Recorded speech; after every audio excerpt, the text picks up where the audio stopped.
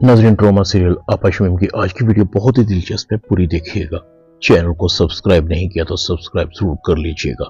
जैसे ही कशिफ और अब्दुल बारी घर आते हैं, शमीम अब्दुल बारी को कहती है, अब्दुल बारी, ये तुम और कशिफ कहाँ गए थे? तुम्हें पता नहीं कि रात का खाना कशिफ ने बनाना होता है? तुम्हारे ये सैर सपाटे कब तक चलेंगे? अब्दुल बारी शमीम को कहते, बाजी, वो कशिफ को मैं बाजार लेकर गया था, कुछ जरूरत की चीजें लेनी थी। शमीम की नजर कशिफ के हाथ में बैग पर पड़ती है। कशिफ, ये तुम्हारे हाथ में क्या है?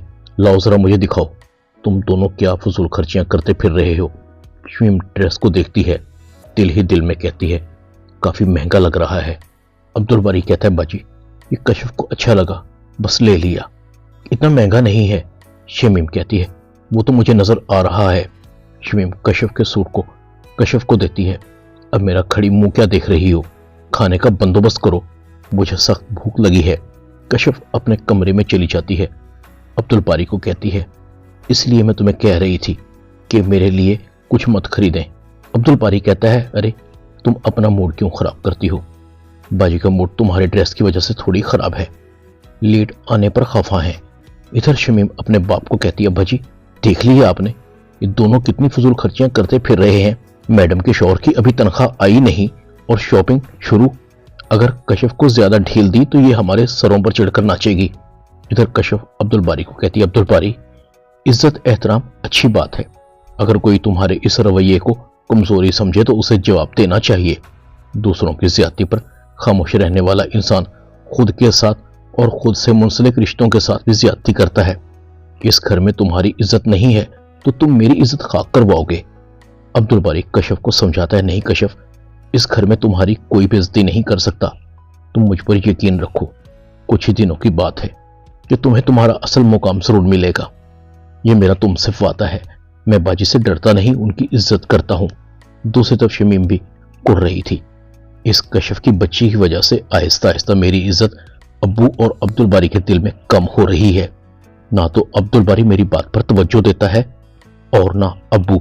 अगर इस तरह चलता रहा तो मेरी हैसियत इस घर में एक बेकार पत्थर की तरह हो जाएगी। इस कल की लड़की ने आकर मेरे अख्तियारात को चैलेंज किया है। अब्दुल बारी जैसा आदमी जिसकी डर के मारे मेरे सामने जुबान नहीं खुलती थी, अब वो मुझे जवाब देने लगा है। मैं इस कशिफ की बच्ची का बंदोबस्त करके रहूंगी। शमीम किचन में जाकर काम करने लगती है। कशिफ किचन में जाती है।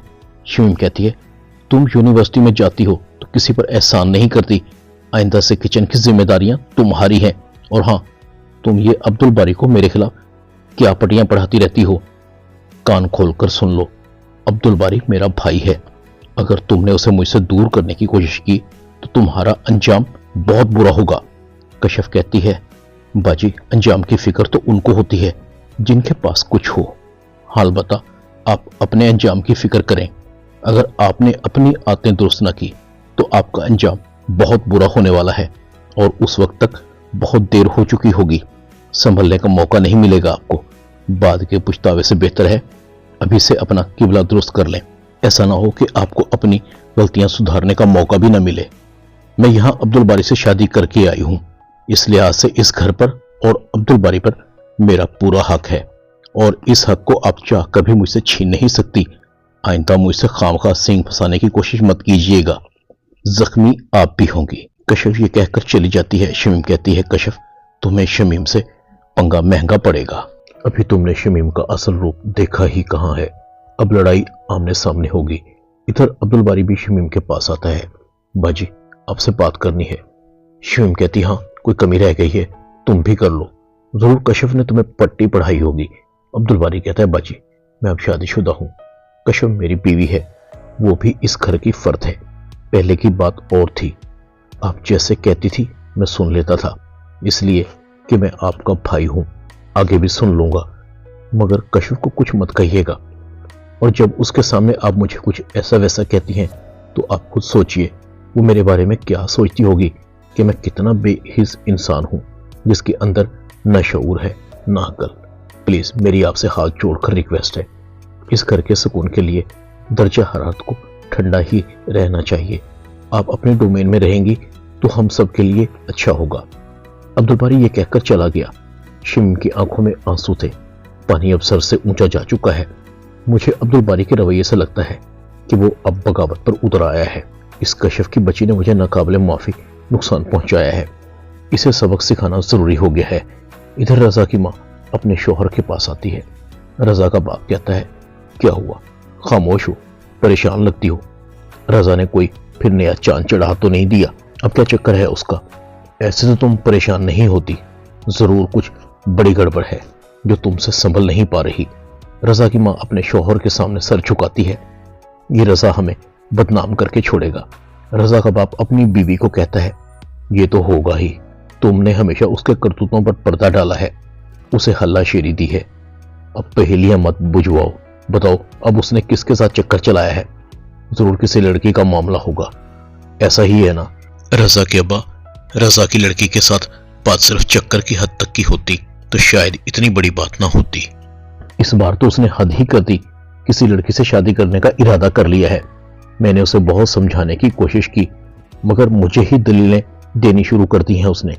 रजा का बाप कहता है, बेवकूफ है, पुछताएगा, अपने साथ साथ हमें भी शर्मिंदा करवाएगा। सायरा हीरे जैसी लड़की है, ऐसी बीवियां किस्मत वालों को मिलती हैं। अगर उसने सायरा को उसका जायज मुकाम ना दिया तो उसके साथ बहुत बुरा होगा। उसे समझाओ, तुमने उसे बहुत बिगाड़ दिया है।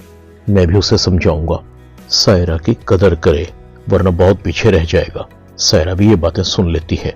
इसका मतलब है रजा की जिंदगी में कोई और लड़की है, मेरा वजूद उसकी जिंदगी में बेमानी है, इसलिए वो मुझसे उखड़ उखड़ कर बात करता है, रातों को घर लेट आता है।